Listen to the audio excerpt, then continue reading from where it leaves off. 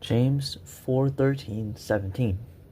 Warning about self-confidence. Look here, you who say, today or tomorrow we are going to a certain town, and will stay there a year. We will do business there and make a profit.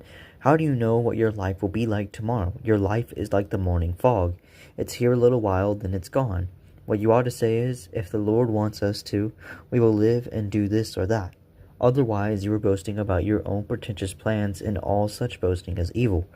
Remember, it is sin to know what you ought to do and not to do it. Let's get right into it, as we usually do. I'm going to explain the meaning.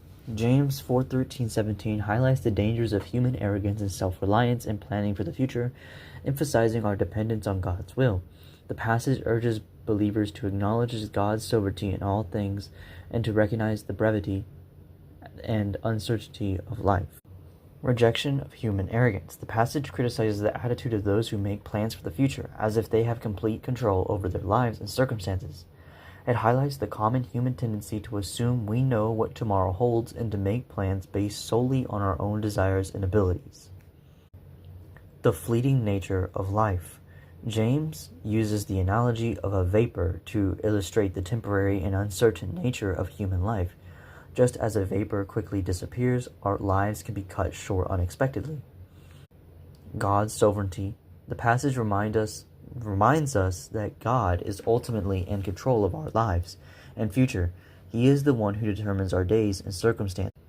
Importance of submitting to God's will. Rather than relying on your own plans and wisdom, James encourages believers to acknowledge God's will in all things. This means recognizing our dependence on Him and seeking His guidance in our decision-making. Sin of presumption. James emphasizes that it is sin to know what is right, to acknowledge God's will, and yet fail to do it. He calls out the evil of boasting in our own plans without acknowledging God's role.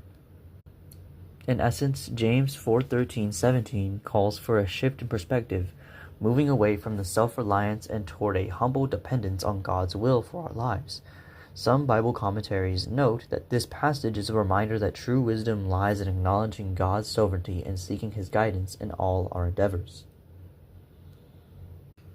I'm going to put some of the words that are in here that I didn't really understand that I had to search up, that you guys might need to search up.